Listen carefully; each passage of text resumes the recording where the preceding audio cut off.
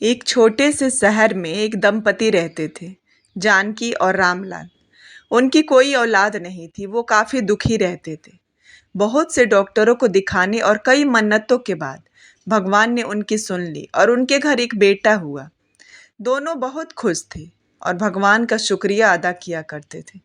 उनका बेटा उनके लिए सब कुछ था। बेटे को बहुत प्यार से रखते थे और कोई कमी नहीं होने देते थे। बेटे का नाम उन्होंने अरमान रखा। उन्हें उम्मीद थी कि बेटा बड़ा होकर उनके सारे अरमान पूरे करेगा। दिन काफी अच्छे से बीत रहे थे। बेटा शादी के लायक बड़ा हो गया तो एक अच्छी सी लड़की देखकर उसकी शादी कर दी। बहू रागिनी के आने से उनकी खुशियां और दुगुनी हो गई। कुछ ही दिनों में बहू रागिनी ने अपना रंग दिखाना शुरू किया। पहले रामलाल जी कमाते थे तब तक तो ठीक था। उनके रिटायर होते ही रागिनी का व्यवहार एकदम से चेंज हो गया। बूढ़े सास ससुर अब बोझ लगने लगे थे। वो अपने पति अरमान के भी कान भरती थी कि इन पे ज्यादा खर्चने की जरूरत नहीं है। धीरे धीरे बेटा भी बीवी की बातें सुनने लगा। धीरे धीरे माँ बाप का खर्च उनको बोझ लगने लगला। लेकिन वह स्पष्ट रूप से कुछ भी नहीं कह सकता था। इसी बीच रामलाल जी का स्वास्थ्य बहुत बिगड़ गया और वह चल बसे। डॉक्टर के जाने से पता चला कि उनको निमोनिया हुआ था। डॉक्टर थोड़ी महंगी दवाई लिख कर देते थे तो अरमान पैसे बचाने के चक्कर में आधी दवाई लेकर आता था। शुरू में रामलाल जी का स्वास्थ्य सुधर गया था। तब अरमान ने उनकी दवाइयां बंद कर दी थी। रामलाल जी भी इन चीजों पर ज्यादा ध्यान नहीं देते थे। लेकिन एक रात उन्हें सांस लेने में बहुत परेशानी हुई। जानकी बहुत घबरा गई और वह भाग भाग के गई और अरमान के कमरे का दरवाजा ठोकने लगी और कहने लगी कि पापा का स्वास्थ्य बहुत बिगड़ गया है, चल हम उन्हें डॉक्टर के पास लेकर जाते हैं। उस पर अरमान बोला कि माँ मुझे अब सोने दे, मुझे बहुत नींद आ रही है। हम सुबह पापा को डॉक्टर के पास लेकर जाएंगे। ऐसा कहकर उसने दरवाजा बंद कर लिया था। जानकी रात भर पति के तकिए के पास चिंतित बैठी रही। कभी छाती में तेल लगाकर मालिश कर रही थी तो कभी भाप दे रही थी। पर भगवान को कुछ अलग ही स्वीकार था। सुबह तक उनकी मृत्यु हो गई थी। घर में कब्रिस्तान जैसी शांति थी। अरमान रोने का नाटक करने लगा। रागिनी तो ऐसे रो रही थी कि जैसे उसको वास्तव में ससुर चले गए हैं, इस बात पर बहुत दुख हो रहा है। सबसे ज्यादा धक्का लगा सिर्फ जानकी को, पर वह कुछ बोल नहीं पा रही थी। जानकी की आंखों से आंसू आ रहे थे और उसके होंठ थर थर कांप रहे थे, जैसे कि वो कहना चाहती हो कि अब रोने का नाटक क्यों कर रहे हो, मेरे पति की मौत के आप दोनों जवाबदार हो।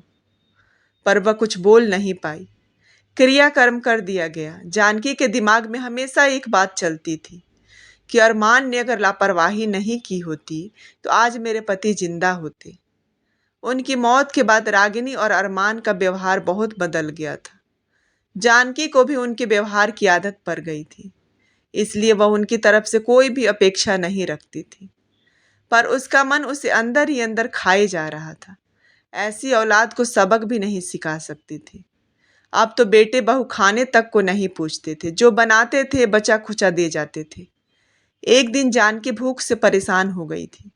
सुबह से रागिनी ने उसको खाने के लिए कुछ भी नहीं दिया, क्योंकि सुबह नाश्ते में उसने आलू के पराठे बनाए थे और अब वह खत्म हो गए थे।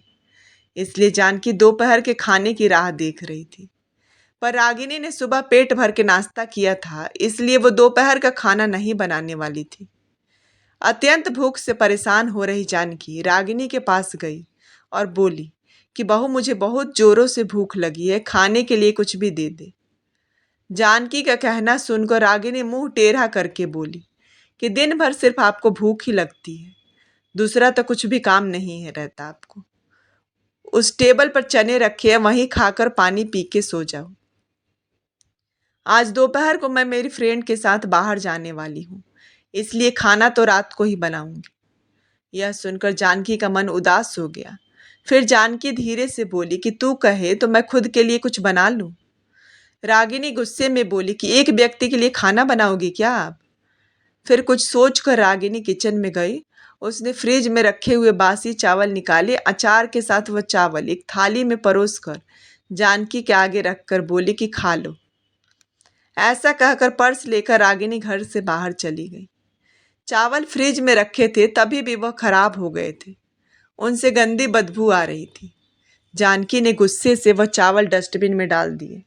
इसके बाद उसने दाल चावल निकालकर अपने लिए गरम गरम खिचड़ी पकाई और पुदीने की चटनी के साथ खाई और सब बर्तन घिसकर किचन साफ किया और चुपके से अपने रूम में जाकर सो गई। रागिनी ने भले ही खाना पकाने से मना किया था, पर यह घर उसका भी था, वह खुद का खाना खुद बना सकती है। दूसरे दिन सुबह जानकी अपने रूम में बैठी थी, उतने में उसका बेटा अरमान उधर आया और बोला कि माँ, आजकल महंगाई बहुत बढ़ गई है, मुझे घर खर्च चलाना भी बहुत कठिन हो रहा है। ऊपर से पापा की 13वीं पर भी बहुत खर्च हुआ। माँ, मैं सोच रहा था कि एक रूम किराए पर दे दिया जाए। घर का किराया आने पर घर खर्च में थोड़ी मदद होगी। जानकी बोली कि बेटा, तुझे जो ठीक लगेगा तू वही कर। उसके बाद अरमान गला साफ करते हुए बोला कि माँ, तेरा रूम खाली कर दे और नीचे के छोटे रूम में शिफ्ट हो जा। उस छोटे रूम में टॉयलेट और बाथरूम नहीं है तो उसे कोई किराए पर नहीं लेगा। जानकी चौंक गई और बोली कि पर वह रूम तो छोटा है और वह तो स्टोर रूम है, मैं उधर रहूंगी तो टॉयलेट बाथरूम कैसे जाऊंगी। अरमान बोला कि माँ, तू आंगन के टॉयलेट में जाया कर, तू तो घर में ही रहती है ना। जिसको हम रूम किराए पर देने वाले हैं उसको तो सारी सुख सुविधाएं चाहिए। वैसे भी यह रूम भी बहुत बड़ा है, पापा के जाने के बाद तुझे इतने बड़े रूम की क्या जरूरत है। जानकी कुछ क्षण शांत रही और सोचने के बाद बोली कि टेरेस पे जो रूम है वह भी हम किराए पर दे सकते हैं, उस रूम में सब सुख सुविधा है। उस पर अरमान बोला कि नहीं माँ, वह रूम हम किराए पर नहीं दे सकते, वह अपने मेहमानों के लिए रखा है। तुझे तो अच्छे से पता है कि रागिनी के मायके वालों का आना जाना चालू रहता है, इसलिए एक्स्ट्रा रूम मेहमानों के लिए रखना पड़ेगा। जानकी सब समझ गई थी कि बेटे ने तो उसका ही रूम किराए पर देने का निर्णय लिया है, क्योंकि वह बुढ़ापे में बेटी और बहू पर आश्रित थी। इसलिए अरमान ने जो कहा उस पर जानकी ने ज्यादा विरोध नहीं किया। उसने अपना थोड़ा सामान लिया और छोटे रूम में शिफ्ट हो गई। उधर पुराने छोटे रूम में उसका जी घुट रहा था। तभी वहां उस रूम में दिन काट रही थी। नया किराएदार आया था। सब पहले जैसा चल रहा था। घर में आए हुए किराएदार का नाम सुनील था, जो एक एनजीओ में काम करता था। वह हर रोज रागिनी और अरमान जानकी के साथ कैसा सुलूक करते थे वह देखता था। वह देखकर उसको बहुत बुरा लगता था। धीरे धीरे जानकी सुनील को अपने बेटे जैसा मानने लगी। सुनील भी आते जाते जानकी का हाल चाल पूछ लिया करता था और उसका ख्याल रखता था। अरमान और रागिनी को जानकी से कुछ लेना देना नहीं था। रागिनी बचा हुआ खाना उसकी थाली में रख कर जाती और बेटा तो उसकी तरफ देखता भी नहीं था। जानकी तो पहले ही समझ चुकी थी कि अब उसका बेटा पहले जैसा नहीं रहा, वह बदल गया है। फिर भी वो आंखें बंद करके किसी पालतू पशु जैसी उस घर में रहती थी, क्योंकि बुढ़ापे में उसको दूसरा किसी का सहारा नहीं था। रोटी के 2 टुकड़ों के लिए उसको उनके सहारे रहना पड़ रहा था। कभी कभी जानकी को बहुत रोना आता था। जिस बेटे के लिए उसने कितनी मिन्नतें मांगी, कितने डॉक्टरों के चक्कर लगाए, वो बेटा उसके साथ बुढ़ापे में ऐसा करेगा उसे उम्मीद नहीं थी। धीरे धीरे सुनील को अपने मन की बातें बताने लगी। उनके पति की मौत बेटे की लापरवाही से हुई थी, पर वो ज्यादा नहीं बोल पा रही थी। जब पति पर काम पर जाते थे तब घर में हम दोनों को बहुत मान सम्मान मिलता था। जब वह काम करने में असमर्थ हो गए तब अरमान को उन्होंने घर खर्च में मदद करने के लिए कहा। यह बातें अरमान के मन को बहुत लगी। जब तक पति घर चला रहे थे अरमान अपने सब पैसे बचा लेता था, पर अब शर्म और मजबूरी में उसको घर खर्च चलाना पड़ रहा था। एक दिन उनका किराएदार सुनील जानकी के पास आया और जानकी को कुछ बातें उसने समझाई। वह बातें सुनकर जानकी की आंखों में एक नई उम्मीद जगी।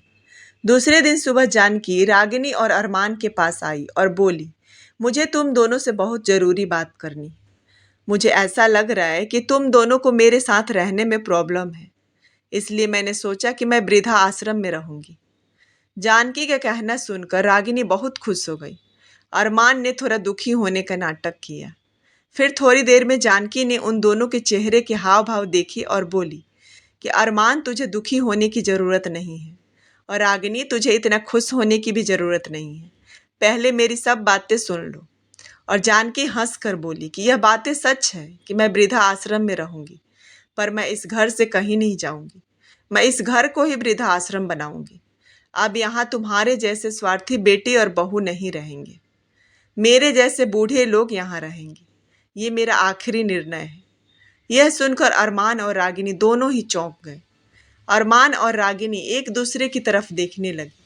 उन दोनों ने सोचा था कि जानकी चली जाएगी घर छोड़कर, तो वह दोनों खुशी से रहेंगे।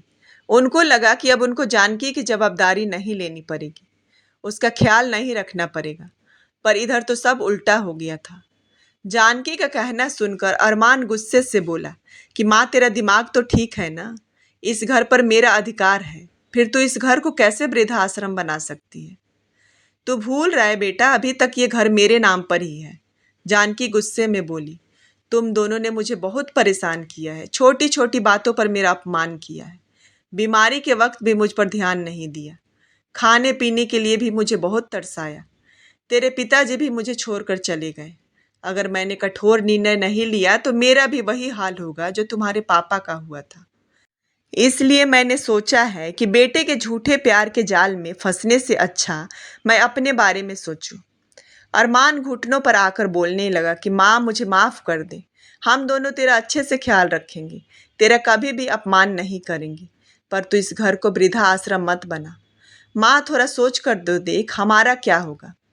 जानकी ऊंची आवाज में बोली कि मैंने और तेरे पापा ने तुझे अच्छे संस्कार दिए थे, फिर भी तूने सिर्फ तेरे परिवार के बारे में ही सोचा, हमारा नहीं।